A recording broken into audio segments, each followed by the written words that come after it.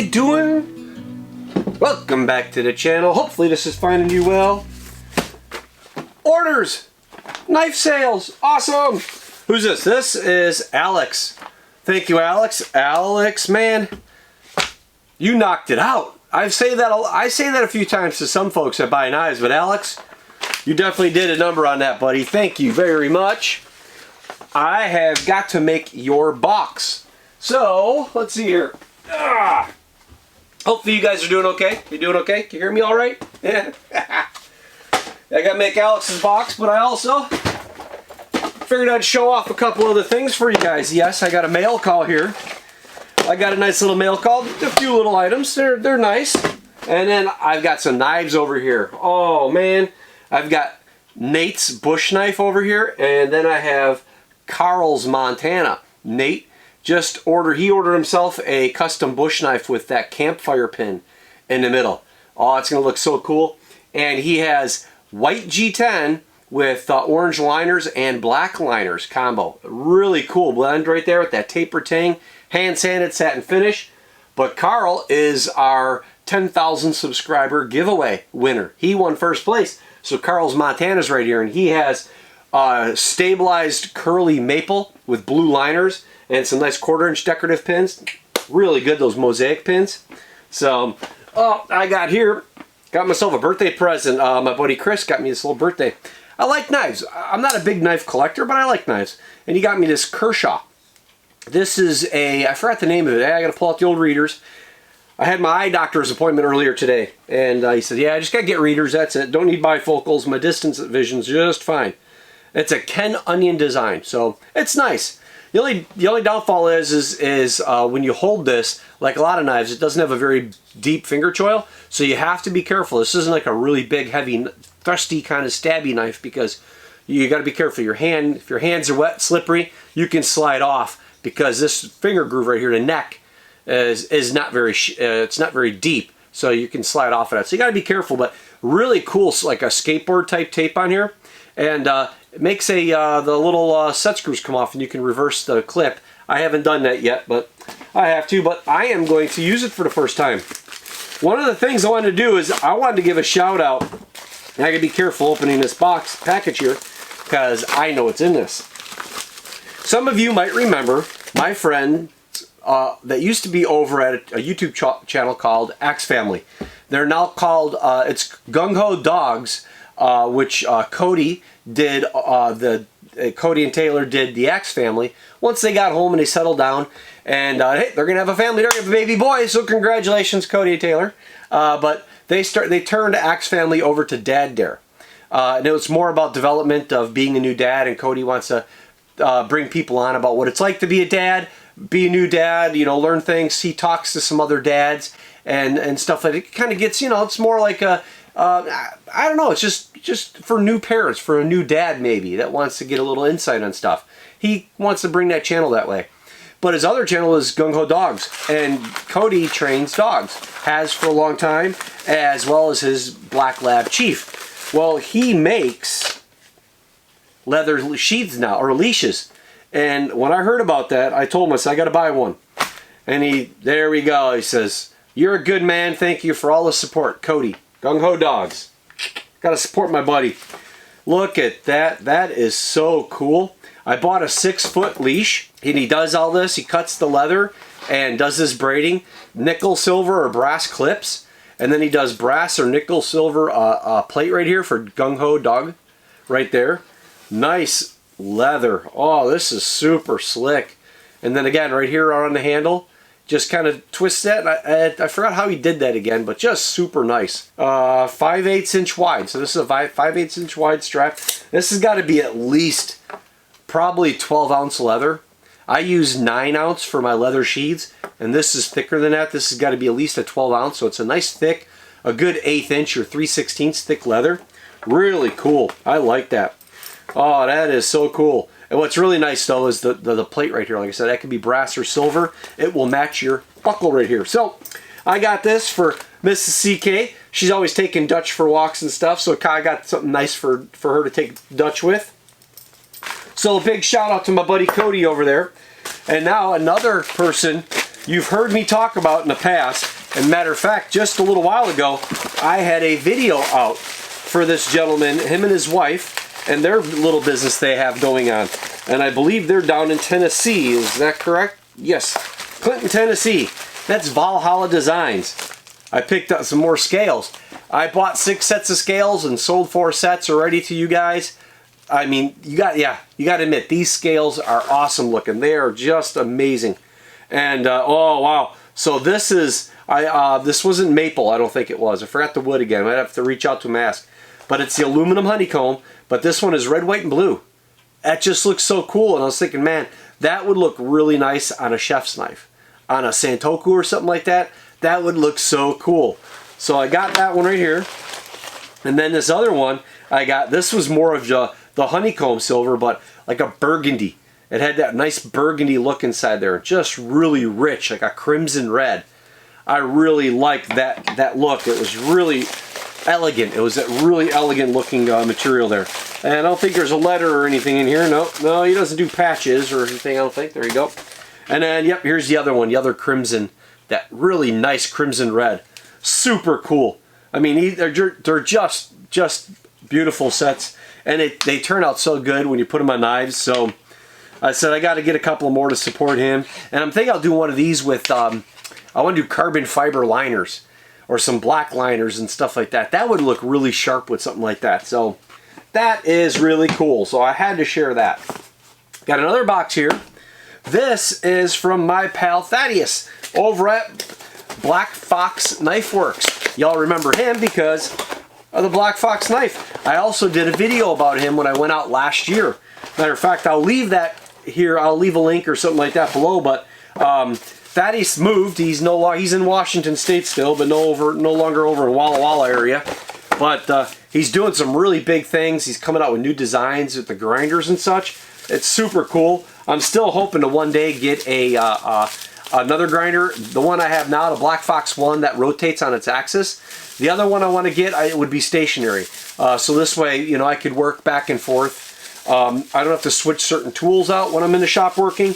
But also, when I have like my son in here recently, Ben came back down and he started working on a couple of his knives for a customer he had a while back, probably 2 years ago.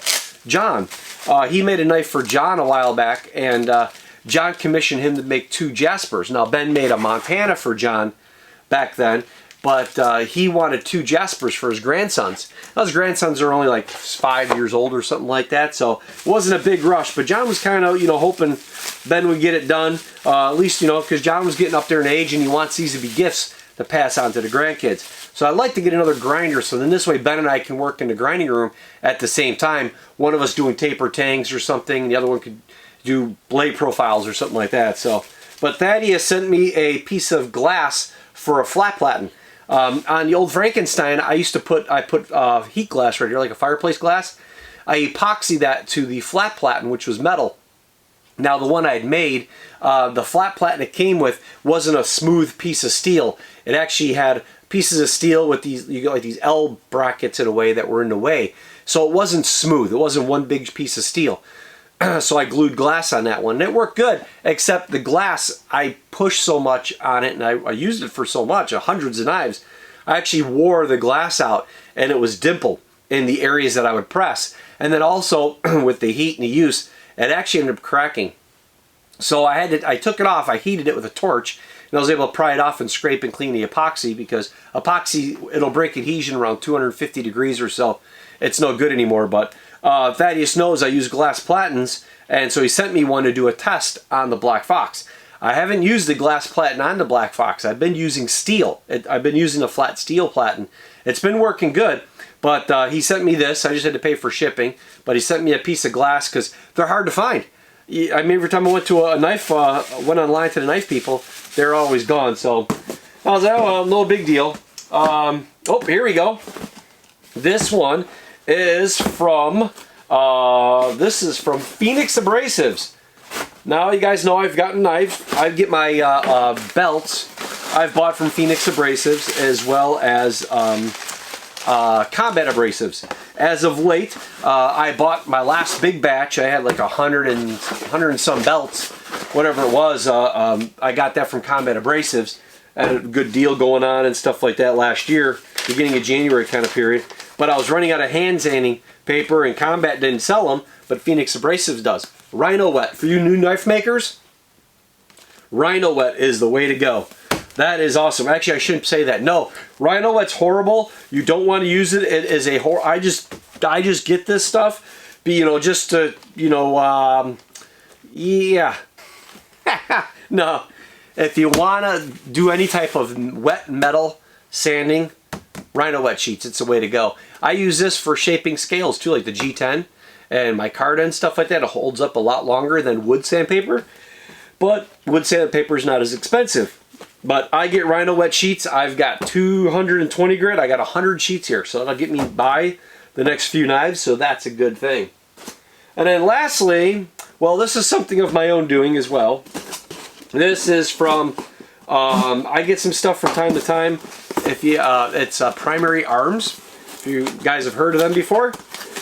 This is a Primary Arms box.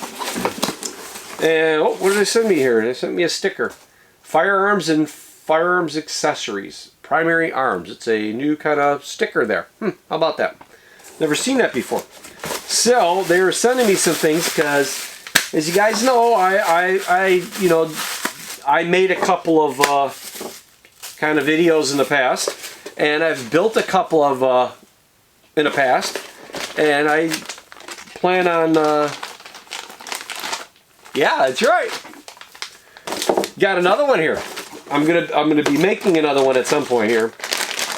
So I'm probably not going to share much of that anymore because of the fact, well, probably most of you that are watching my channel, you probably do, you know, maybe half of you probably do venture into the other types of channels, you know, the type of channels. Well, I don't necessarily want to be putting those videos on my channel anymore as standalone videos because, yes, yeah, the big brother, big sister, I should say big sister actually, they kind of get on, they frown on that kind of stuff and cause problems for us. And I'm not a big channel for that anyway, so I don't even try to compete. I just kind of share the things that I get every now and then. So this is through, well, this is, I can't say that, I don't know if I should say the words or not, but here it is right here. You can go to these people right here if you want. But hey, I was anxious to get this because it all came today. I've been waiting for all these things. I got a bunch of stuff that I ordered that's waiting out. I got a bunch of things that I'm waiting for to come in that folks were going to send me. And so I did that. The biggest product though was, and surprise, was that the backpack, Oscar's Mobile Hideout. You got to check that video out too. I don't know if I'm going to be able to link all the videos on this, but Oscar's Mobile Hideout, I just did a little video on that. It's a backpack for the back of your truck, especially if like you go camping and everything. That's a really cool piece of equipment right there. So I got that video. I was anxious to see that, and that was really cool. Will sent me that, so a big shout out again to Last US Bag Company down in Vancouver, Washington. Super cool. So Sean over at Phoenix Abrasive, thank you very much. You hooked me up within about a half hour after just a couple messages, and probably 2 or 3 days. I got my Rhino Wet sheets. It was really cool. I was running out, and I got a lot of hand sanding to do yet. And then Cody Taylor, thank you very much, Cody, for this. This is awesome.